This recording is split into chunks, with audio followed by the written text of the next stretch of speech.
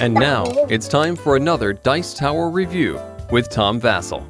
Hey folks, today we're taking a look at a small little game called Sail to India. This is a game from Okazu brand, although I believe it's being reprinted by AEG, so it will be a nicer version. But this is a game that has 24 cards and 52 cubes, and that's it. Now this is the big deal these days to make these games with just a few cards.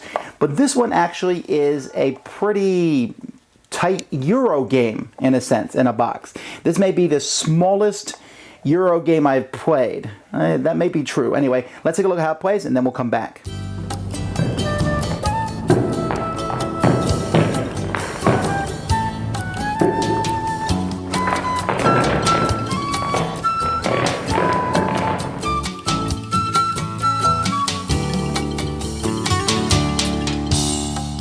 Okay, so here is the game. It's, like I said, it's just a few cards in the game.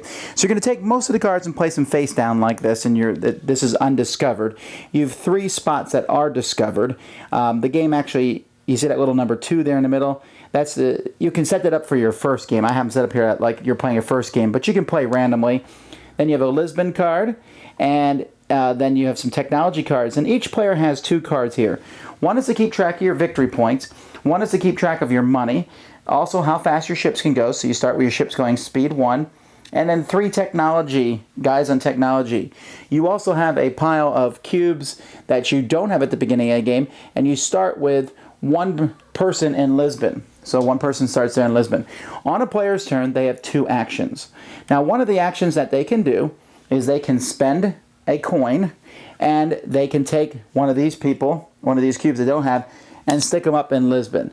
So that gives you more in Lisbon. Another thing you can do is you can launch ships or move ships. Now the launch ships, you simply take as many cubes as you want from Lisbon and put them here underneath the first card. That launches a ship. After that, those cubes are now ships. And they can move equal to your speed, which, as I said, starts at 1. Although for another action you can pay 2 to make your ship speed 2, and then you can pay 4 to make your ship's speed 3. So when you're moving, and let's say my speed was 2, I could move one of my ships here and I could move one here.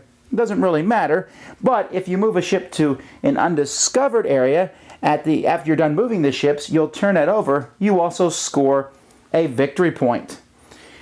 When you're done moving your ships, you're allowed to, you don't have to, but you're allowed to move them onto goods that are on the card. For another action, players can sell goods that they're on.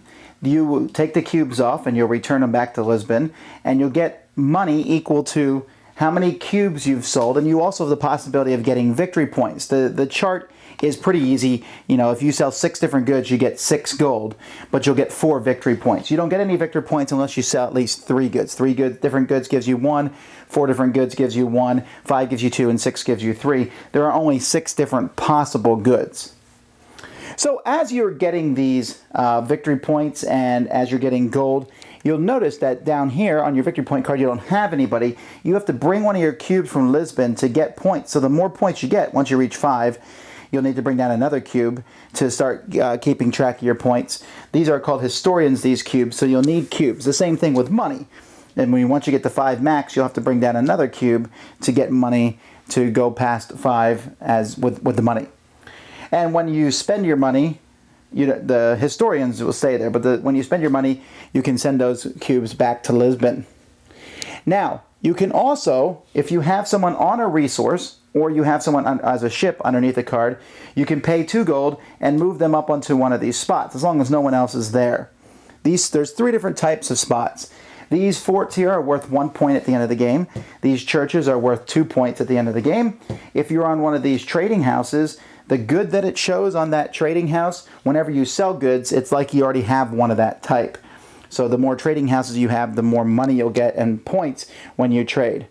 You can also spend money as one of your turns and move one of your 3 technological cubes onto one of these spots here.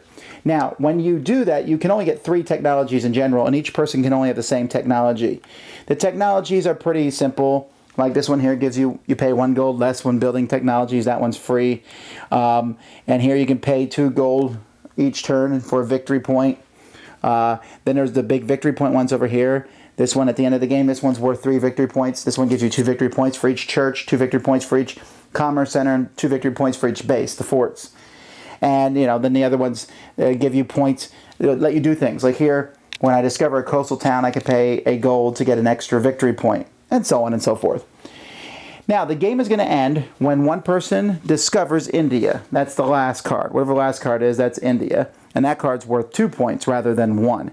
Or when 2 people have bought all their cubes. And I should mention that in this version, the green and blue cubes look awfully similar. But when 2 people bought all cubes, the game will end. Everyone gets one last turn, and then you will score points, the points that you have already on your card, plus any points you have for the different buildings. Most points is the winner.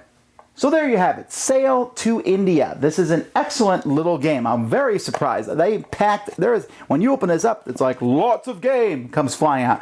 It's really impressive. I really like the little technology tree that you have. I mean, there's not many technologies and moving the cubes, but there's a lot of back and forth. Obviously, a very sound strategy is to get as many cubes as you can out there on the board as fast as you can so you can get these fleets of ships out, because the more ships that you have out there, the more resources you can take and you can bring them back.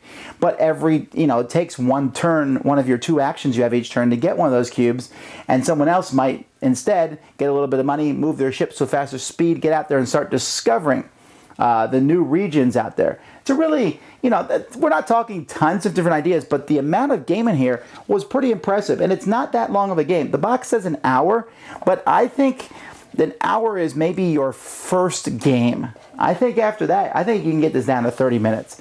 It's not a long game, but the whole time you're playing, you're involved because of 2 actions. Even with 4 players, with 2 actions, it will go back and it will go around pretty quickly. You're watching to see what other resources. People will cut you off, take the resources you want, build the technologies you want, go into the buildings that you want to control them, and then you have to sit there and go, I need to pull someone from Lisbon to put here for these points, but I really want to send out that extra ship. Maybe I'll give up 1 point just so I can have another ship out there.